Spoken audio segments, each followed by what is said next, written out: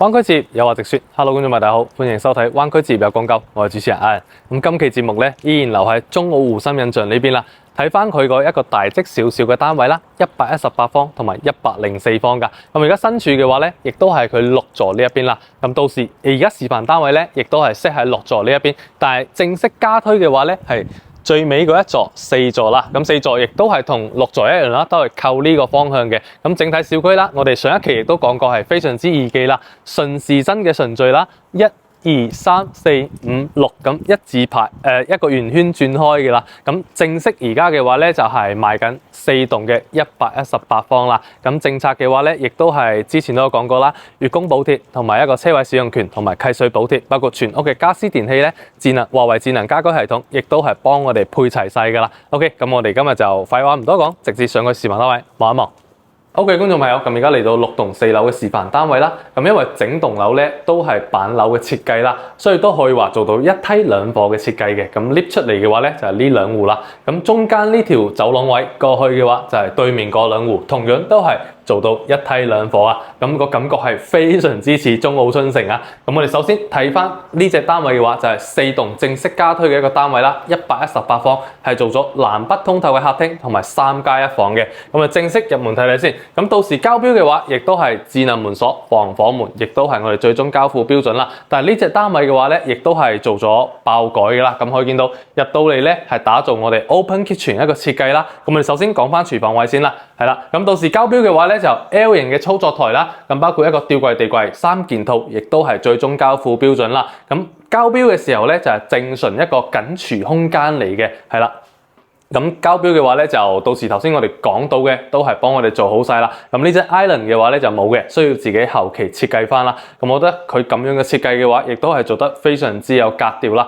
簡約得嚟咧，又做得非常之大方嘅，用翻 Island 連接翻我哋一個餐廳位置啦。OK， 咁我哋就順便睇埋一個餐廳位先。咁呢個餐廳位嘅話咧，其實整體開間都係 OK 嘅。咁包括足夠我哋放翻一張6人圓台啦，或者長形方台都係冇問題。因為佢靠牆呢一邊咧就做咗我哋一個餐邊櫃嘅設計啦。咁可以見到呢個闊度嘅話咧，都係比較出色啲嘅，足夠我哋放翻一啲咖啡機啊、早餐機都係冇問題啦。咁利用呢個櫃體咧，佢就將雪櫃做翻喺呢個位置啦，亦都係做咗我哋一個內嵌式嘅。咁整體一個廚房動線睇落嚟咧，亦都係非常之合理。所以入到嚟感覺呢個廚房空間，包括餐廳空間咧，亦都係比較舒適啲啦。咁利用呢個櫃體咧，做翻我哋一個烤箱、焗爐，亦都係非常之唔錯啦。OK， 咁頭先講過嘅南北通透2個露台啦。咁我身處呢個位置咧，上面有條頂輪柱啦。咁呢個位置就係佢一個深嘅露台空間啦。咁可以見到佢而家就將佢封窗咗之後咧，整體一個空間就會更加之舒適嘅。咁望出去同樣都係小區園林啦。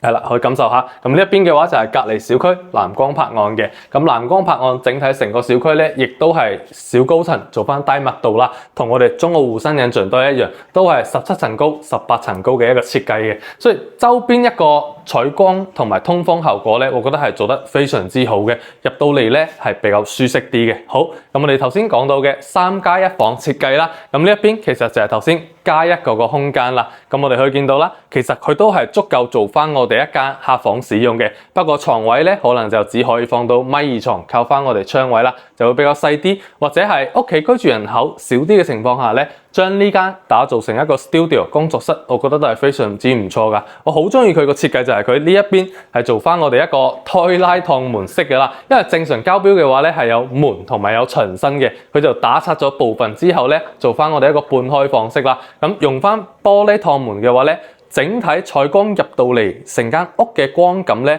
就會更加之好啦。咁利用呢個位置做翻工作間嘅話咧，我覺得做起嘢身咧，心情都係非常之靚啦。OK， 咁延伸到出邊呢個位置就係正式嘅客廳位置啦。咁可以見到開間亦都係非常之舒適啦，足夠我哋放翻一部780寸嘅電視都係冇問題啦。係啦，大家都可以感受下。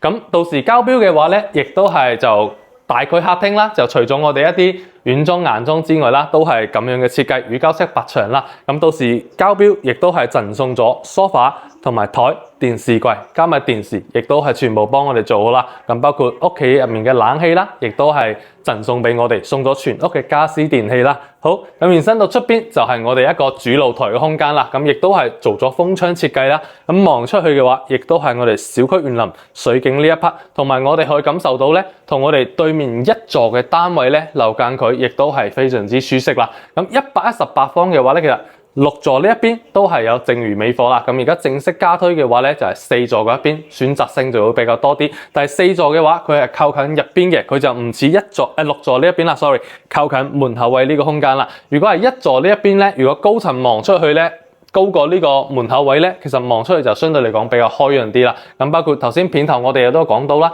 成個小區基本係一個準現樓狀態啦。咁包括1座嘅1單元嘅話咧，喺今年嘅6月30號咧已經係正式收樓啦。包括一個現樓標準嘅話，通過業主反饋啦，亦都係非常之唔錯噶。OK。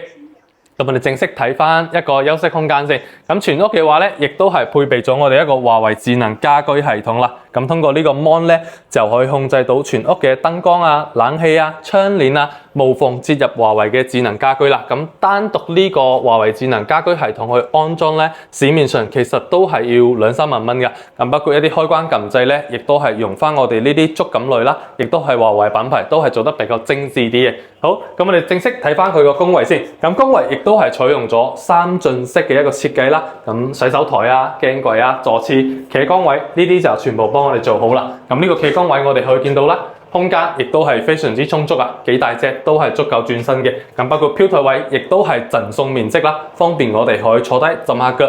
利用呢啲位置咧，做翻我哋一啲置物架啦，可以放翻我哋一啲沐浴產品，都係非常之唔錯啦。咁包括呢啲位置都可以打造成一啲壁龕位啦，方便我哋儲物嘅。咁呢個洗手間同樣就做咗改動啦，我哋就唔多講佢啲交標啦，大家可以感受下整體一個空間咧，都係非常之舒適噶。OK， 隔離就係第2間客房啦。咁呢間客房嘅話咧，就空間都算中規中矩啦，比較普通啲。但係你話扣埋窗位咧，做翻1.5米床，其實都係足夠啊。因為佢呢個床嘅 size 咧，亦都係達到 queen size 嘅。咁呢邊就可以做翻書台啦。咁如果唔要書台嘅情況下咧，做翻衣櫃都係冇問題噶。咁整體空間可以見到過渡位都係比較充足啲。做翻我哋兒童房咧，係完全冇問題嘅。因為始終中澳互生引進咧，佢係屬於3代宅啦，就比唔上話而家一啲4代宅做到咁實用，所以佢通過一啲交標同埋小區一啲繁會所設計咧，一啲智能化小區啦，去達到保持喺湖新路一個樓盤上面保持一定嘅競爭力嘅。OK， 咁對門呢邊就係第2間客房啦，第3間啦 ，sorry。咁呢間客房嘅話咧，整體空間我哋去見到就非常之闊出啦。佢拼埋窗位咧，可以做翻我哋一張1.5米床啦。咁正如呢個空間嘅話咧，如果做翻兒童房，我覺得小朋友一定會好開心啦，可以放翻好多模型啊、玩具啊、公仔都係冇問題啦。咁如果係做翻正常嘅唔扣窗台位嘅床位咧，3邊落床位其實都係足夠嘅。咁扣牆位咧就可以做翻我哋衣櫃啦。咁同樣窗位嘅話，亦都係差唔多接近全 size 啦。所以採光通風亦都係做到非常之出色嘅。OK， 咁最尾睇翻主人房空間先啦。咁主人房入到嚟啦，可以見到呢個床位空間咧就傾西3邊落床，完全冇問題啦。剩餘嘅過渡位咧都係非常之充足噶。咁甚至乎呢一邊都可以做翻一組薄身啲嘅儲物櫃啦，可以俾我哋增加屋企入邊啲收納空間啦。咁窗台位到時亦都係贈送面積啦。咁可以見到窗位面積亦都係非常之大啦，所以通風同埋採光非常之好嘅。咁包括全個小區頭先講到啦，亦都係低密度小高層啦。所以入到嚟嘅感覺咧，亦都係非常之舒服噶啦。OK， 咁洗手間，sorry， 主人房當然就係帶咗我哋套廁部分啦。咁好似咁設計啦，就利用呢個位置做翻我哋衣櫃位，呢邊做翻一個梳妝台嘅位置啦。但係相對嚟講啊，主人房如果得2扇門嘅衣櫃咧，空間就係比較細少少啦，或者可以做翻一個 L 型嘅衣櫃啦，或者係利用床位後邊呢個牆身咧做翻衣櫃都係冇問題噶啦。好，咁就睇翻套廁部分先。咁套廁咧，亦都係做咗比較大啲嘅改動啦。佢係 set 咗雙星盤嘅，加埋全 size 嘅鏡櫃啦。利用呢個飄台咧，做翻我哋一啲儲物架。呢邊就係一個企缸位同埋坐廁位啦。佢咁樣嘅設計嘅話咧，就係會比較偏酒店風格多啲啦。所以對於我哋港澳朋友，如果翻嚟度假嘅話咧，我覺得呢個 style 咧我都非常之中意啊。同埋一道推拉趟門咧就開兩邊啦。咁呢個空間呢個設計嘅話咧，亦都係慳咗唔少空間啦。所以呢個洗手間入到嚟咧，我覺得個 feel 真係非常之唔錯，做得比較有格調啲啦。OK， 咁呢隻單位嘅話，為到單價大概就12,000蚊起步啦。咁同樣亦都係可以申請做翻低首期嘅。咁包括早期一棟嗰邊咧，亦都係3到6萬蚊嘅一個低首期啦。咁呢一邊嘅話咧，其實都係幾萬蚊首期。咁嘅話咧，亦都係目前有活動啦，月供補貼或者係車位使用權同埋一個契稅補貼同埋全屋嘅家私電器啦，都可以話喺湖心路呢邊，甚至乎成個珠海市嘅樓盤嚟講咧，一個優惠政策係做到非常之大嘅一個活動福利啦。咁亦都可以話係湖心路呢一邊性價比之王嘅。OK， 觀眾朋友，咁而家移步到隔離啦，睇翻第二個示範單位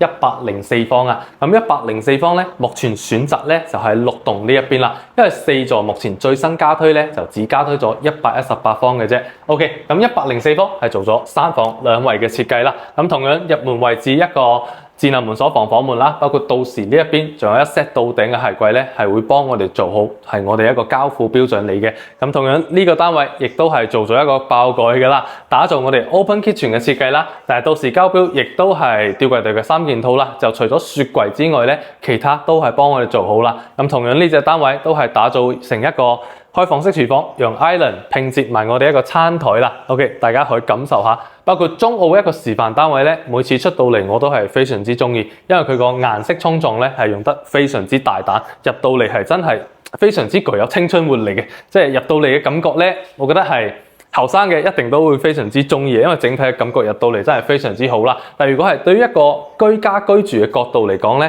就手尾嚟講啊，會比較花巧少少啦。OK， 咁呢隻單位就係沿用咗傳統嘅一個餐客一體嘅形式啦。咁可以見到其實一個重心咧係做得非常之好啦。咁包括一個客廳開間嘅話咧，亦都係非常之舒適啦，完全足夠我哋放翻電視、梳化、台面都係冇問題啦。延伸到出邊就係露台空間啦。咁今次佢呢隻單位嘅話咧，露台又有少少唔同啦。佢呢個露台咧係直接連通到客房嗰邊嘅，所以相對嚟講一個長度亦都係做得比較好啲啦，同埋贈送一半面積，所以贈送面積咧手尾嚟講都會多翻啲嘅。咁同樣朝向啦，都係望翻呢一邊小區園林啦，係啦，整體小區園林確實係做得低密度，非常之舒服噶。OK， 咁我哋又正式睇翻佢個房間位置先。咁呢個單位亦都係通過打拆半牆啦，形成一個半開放式房間啦。但係我哋一企到入嚟咧，其實呢間房間完全作為正常客房使用係冇問題㗎。呢個開間闊度其實完全足夠我哋放翻 queen size 床啦。咁如果想要房間最大啲嘅情況下咧，我哋都可以打通出嚟，形成呢一個位置咧，有少少私人嘅空間，或者係做翻少少 studio 工作室嘅空間喺呢邊都係冇問題。